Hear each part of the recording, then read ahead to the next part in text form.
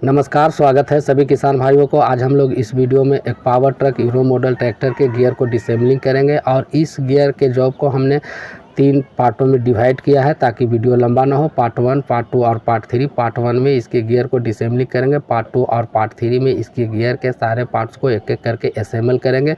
तो मैं इस वीडियो के नीचे डिस्क्रिप्शन में पार्ट 2 और पार्ट 3 वीडियो का लिंक दे दूंगा। उस लिंक पर जाकर पार्ट 2 और पार्ट 3 वीडियो को ज़रूर देखें। और आज का वीडियो बहुत ही नॉलेजेबल और शानदार होने वाला है। वीडियो में लास्ट तक बने रहें और चैनल पर नया है तो एक बार चैनल को सब्सक्राइब कर ले, क्योंकि ट्रैक्टर से संबंधित मैकेनिकल वीडियो इस चैनल पर मिलता है और आगे भी मिलता रहेगा। और शेयर भी करें ताकि हर किसान भाई को भी इसकी नॉलेज और जानकारी मिले। तो ज़्यादा समय न लेते हुए हम जल्दी से वीडियो को शुरू करेंगे। तो जैसा कि हमने इसके इंजन और डिफरेंशियल हाउसिंग से गियर बॉक्स को बिल्कुल अलग कर लिया है और इसके गियर टॉप कवर को भी हमने खोल लिया है। और इसके 2 बोल्ट के लॉक को हम अनलॉक करेंगे। सबसे पहले ये 13 mm के 2 बोल्ट है और इसके गियर शिफ्टिंग स्प्रिंग को हमें बाहर निकालना है। 4 गियर शिफ्टिंग स्प्रिंग है इसके अंदर लगे हुए। तो जल्दी से हमें 13 mm के बोल्ट को खोल लेना है पूरी तरह से और इसके 4 गियर शिफ्टिंग स्प्रिंग को एक एक करके बाहर निकालना है। तो ये 1, 2, 3 और ये चौथा। इस तरह से निकालने के बाद इसके फ्रॉक के सारे नट को अनलॉक कर लेंगे पहले, क्योंकि कंपनी ने सारे बोल्ट को लॉक किया है ताकि बोल्ट खुले ना। तो सारे बोल्टों को हमें अनलॉक करना है। ये गियर शिफ्टिंग रेल और गियर शिफ्टिंग फ्रॉक के 10 mm बोल्ट को 10 mm स्पैनर रिंग से इसे हमें खोलना है और हम इसे खोल लेंगे। और इसके बाद ये हम हाई लो का गियर शिफ्टिंग फ्रॉक को बाहर निकालेंगे और वीडियो को थोड़ा सा फास्ट फूड में चलाना है। और उसके बाद ये आउटपुट शाफ्ट जिस पे हाई लो गियर चलता है, ये आउटपुट शाफ्ट को हम निकाल लेंगे। और ये न्यू मॉडल का इस तरह का अभी आ रहा है। जितने भी पावर ट्रक हीरो मॉडल में, न्यू मॉडल में इसी तरह से आ रहा है। ओल्ड मॉडल में पहले लॉक आता था आउटपुट शाफ्ट के बेयरिंग में, और अभी सारे बोल्ट पे एडजस्ट करके आ रहे हैं जितने भी आउटपुट शाफ्ट हीरो मॉडल।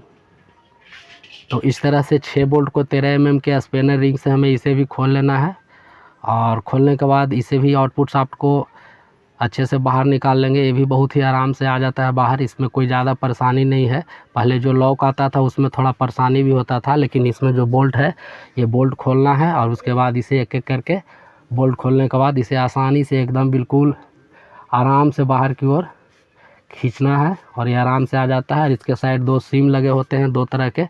एक ये सिम है और एक राइट साइड LH का अलग सिम डिफरेंस है, दोनों अलग अलग है। इसका स्पेस एक ही है लेकिन ये सिम डिफरेंस रहेगा। और एक ये दाहिना साइड में 3-3 पीस का ये सिम एडजस्टिंग है। इस तरह से ये सिम को इसी तरह से हमें सेटिंग के समय सेट करना है। 3 या 4 इसी तरह से दिया रहता है, 3 या 4 पीस। ये 3-4 पीस है। तो ये स्पेशल सिम को रखेंगे हम और ये आराम से बिल्कुल एकदम हल्के खिंचाव करेंगे और इस तरह से ये धीरे धीरे बाहर आ जाता है। इसमें कहीं लॉक नहीं है, बस बोल्ट खोलना है, निकालना है। ये आउटपुट शाफ्ट और इसके बूश। और उसके बाद इसके गियर स्लिप को हम बाहर निकालेंगे। हाई लो गियर स्लिप वो भी इस तरह से आराम से बाहर सीध में रखते हुए बाहर की ओर निकालना है। ये high low gear shifting slip, इस तरह से स्लिप को निकालना है। और उसके बाद ये gear high low gear shifting rail और high low gear shifting fork, ये दोनों को निकाल लेना है इस तरह से।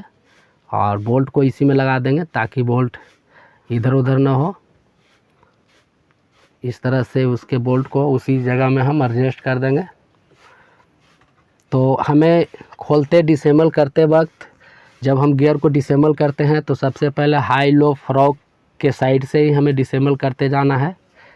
और फिटिंग करते समय फर्स्ट गियर से ये हाई लो ड्राइविंग गियर और इसके साथ ही आउटपुट शाफ्ट के साथ इस तरह से ये बूश के ऊपर सेट होता है।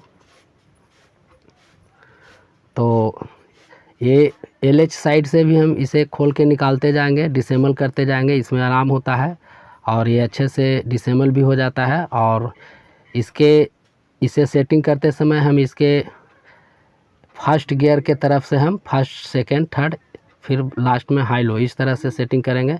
और ये third and fourth speed gear shifting rail drive को खोलेंगे। ये 3 नंबर और 4 नंबर गियर शिफ्टिंग फ्रॉक और रेल को निकालेंगे। इसे भी 10 mm के स्पैनर रिंग से हमने खोल लिया और ये भी बहुत ही सॉफ्ट आसानी से बाहर आ जाता है।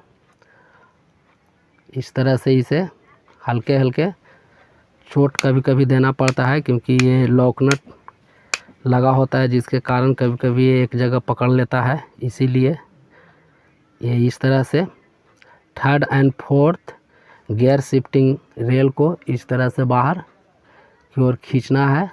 ये बिल्कुल इस तरह से ये इसमें बॉल लगे हुए हैं तो इसे हमने इस तरह से बाहर निकाला और इसके नट को भी उसी जगह पे एडजस्ट कर देंगे लॉक नट को।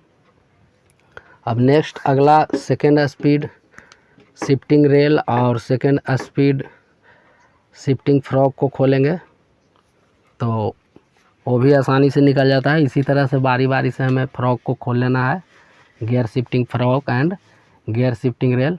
तो इसे भी 10 mm स्पैनर रिंग से ही खोलना होगा। और सारे बोल्टों को हमने पहले अनलॉक किया था, इसमें सारे बोल्ट में लॉक कंपनी ने दिया था। तो इस तरह से ये भी आसानी से कुछ हल्के हल्के कहीं कहीं सॉफ्ट और फ्रॉक के बीच में पकड़ होता है तो हल्का हल्का कभी कभी झटका देना पड़ता है। और इस तरह से हमें ये देखें इस तरह से ये सेकेंड स्पीड शिफ्टिंग रेल को इस तरह से निकालेंगे। और इसमें एक ये इंटरलॉक लगा हुआ है। ये इंटरलॉक का काम है कि जब हम किसी एक गियर को शिफ्टिंग कर देते हैं तो दूसरा गियर को ये शिफ्टिंग नहीं होने देता है किसी कारणवश भी। अगर कभी भी एक गियर इसमें शिफ्टिंग होगा तो सेकंड गियर दूसरा गियर कोई नहीं लग पाएगा। ये इंटरलॉक का काम है। और ये इंटरलॉक को भी इस तरह से आसानी से इसे भी निकालेंगे। ये इंटरलॉक है, ये सेकेंड गियर शिफ्टिंग रेल में लगा होता है तो इसे भी इस तरह से पीछे की ओर खींचते जाएंगे। और ये गियर शिफ्टिंग रेल और गियर शिफ्टिंग फ्रॉक दोनों आराम से इसका बाहर ये निकलता है। ये second speed gear shifting rail and gear shifting frock है। और इसके बोल्ट को भी हम उसी जगह पे एडजस्ट कर देंगे। नेक्स्ट में first and reverse gear shifting frock and rail को खोलेंगे। इसे भी 10 mm की स्पैनर रिंग से खोल लेना है और इसे भी इसी तरह से पीछे की ओर खिसकाते हुए बाहर निकालेंगे। ये first and reverse gear shifting rail और फ्रॉक दोनों एक साथ में इसी तरह से निकालते जाएंगे। और कभी कभी ये फ्रॉक और रेल के बीच में पकड़ बना लेता है तो इसे इस तरह से पिलास की मदद से खींच लेना है। और ये 1 नंबर और रिवर्स गियर का शिफ्टिंग रेल और शिफ्टिंग फ्रॉक दोनों को बाहर निकाला। अब हम इनपुट शाफ्ट कवर को फ्रंट से आगे से खोल लिया है और इसे भी हम इनपुट शाफ्ट यानी कि क्लच शाफ्ट भी इसे बोल सकते हैं, क्लच शाफ्ट के नाम से भी ये मशहूर है। तो हम इस इनपुट शाफ्ट को इस तरह से हल्के हल्के हैमर की मदद से हल्के हल्के एकदम चोट देकर और हल्के हल्के हैमर की मदद देखें इस तरह से इसे निकाल लेना है। ये इनपुट शाफ्ट भी हमने निकाल लिया। ये कट है और ये कट नीचे की तरफ करके निकालना है ताकि वो सेंटर में बहुत आसानी से आ जाता है। और इसके बाद मेन शाफ्ट लॉक को निकालेंगे और उसमें एक वाशर।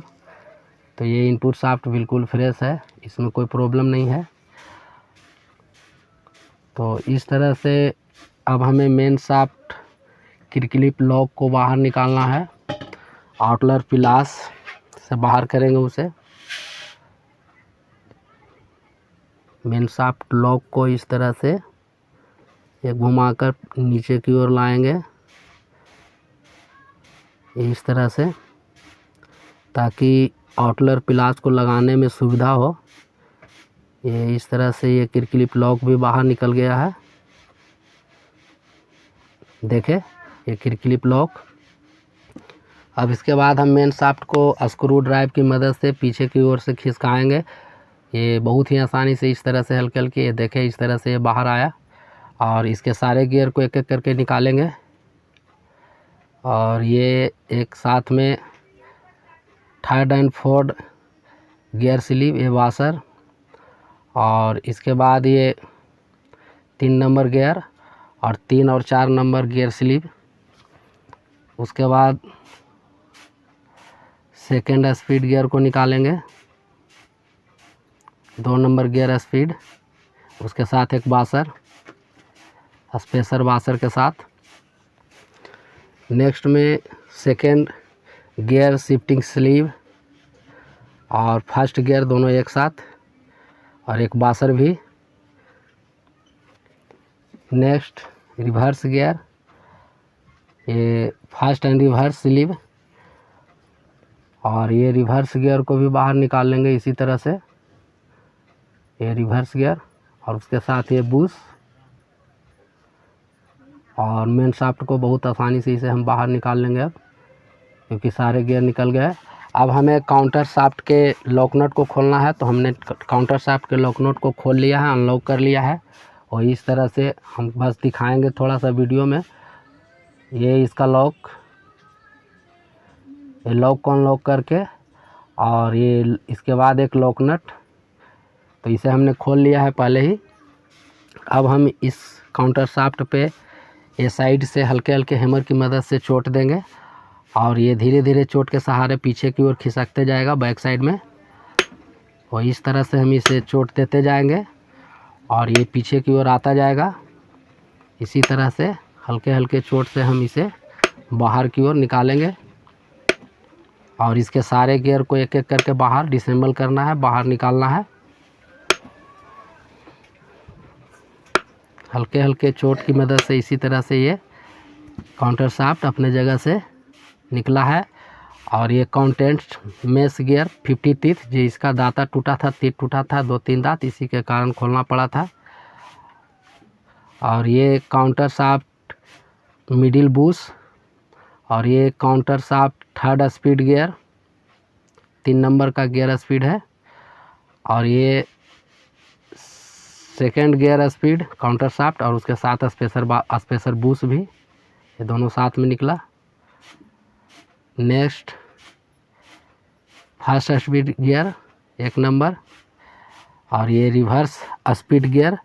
ये दोनों देखने में सेम होता है, एक तीत एक दांते का अंतर होता है, ऐसे बिल्कुल देखने में सेम ही होता है। एक फर्स्ट और एक रिवर्स, ये दोनों को तीत में एक दांते का अंतर होता है। और उसके बाद बिग स्पेसर बूश, उसके साथ ये बासर, और ये काउंटर शाफ्ट को हम इस तरह से बाहर निकालेंगे, और उसके साथ नीडल बेयरिंग, ये नीडल बेयरिंग 2 होते हैं उसमें, एक काउंटर शाफ्ट के साथ आया है और दूसरा हाई लो यूनिट गियर में लगा होगा, और एक बूश भी, तो हम उसे भी निकालेंगे बाहर। ये इस तरह से एक दूसरा वाला नीडल बेयरिंग। और अब हम unit high low unit gear को बाहर निकालेंगे, इसे उल्टा करते हुए, इसे अंदर में इस तरह से उल्टा करके इस तरह से बाहर आसानी से निकाल लेना है। और इसके अंदर एक स्पेसर बूश। तो इस तरह से हमने इस गियर के सारे पार्ट्सों को एक एक करके बाहर निकाला, डिसेंबल किया। और ये रिवर्स आइडलर गियर है, तो इसे हमने बाहर नहीं निकाला है क्योंकि ये बिल्कुल परफेक्ट है। तो हमें इसके बॉक्स के अंदर से सारे गियर के टूटे हुए तीत को, एमरी को बाहर निकालना है, ये गियर तीत जो टूटे थे। तो इस तरह से बहुत सारे इसमें एमरी होंगे, और नीडल बेयरिंग, ये नीडल बेयरिंग। तो इस तरह से हमें इसके सारे कचड़े को निकालना है बाहर। उसके बाद अच्छे से सफाई करना है, और इस गियर बॉक्स को साफ़ करने के बाद, अच्छे से बाशिंग करने के बाद, इसके सारे पार्ट्स को भी इसके साथ साथ बाशिंग करना है। और बाशिंग करने के बाद इसके सारे पार्ट्स को एक बार चेक करना है, ताकि कोई भी पार्ट्स डैमेज ना हो। तो जो भी पार्ट्स इसके डैमेज हैं उसे हमें चेंज करना होगा। तो आज हम लोगों ने इस पार्ट 1 वीडियो में इस गियर के सारे पार्ट्स को एक एक करके डिसेंबलिंग किया, और इसका पार्ट 2 और पार्ट 3 वीडियो में इसका सेटिंग हम लोग करेंगे एक एक पार्ट्स को। तो पार्ट 2 और पार्ट 3 वीडियो ज़रूर देखें। मैं इस वीडियो के नीचे डिस्क्रिप्शन में पार्ट 2 और पार्ट 3 का लिंक दे दूंगा, उस लिंक पर जाकर पार्ट 2 और पार्ट 3 वीडियो को ज़रूर देखें। और चैनल पर नए हैं या अभी तक आपने चैनल को सब्सक्राइब नहीं किया तो एक बार चैनल को सब्सक्राइब कर ले, क्योंकि ट्रैक्टर से संबंधित मैकेनिकल वीडियो इस चैनल पर मिलता है और आगे भी मिलता रहेगा। और शेयर भी करें ताकि हर किसान भाइयों को भी इसकी नॉलेज और जानकारी मिले। तो आज बस इतना ही, मिलते हैं नेक्स्ट वीडियो में नेक्स्ट टॉपिक के साथ।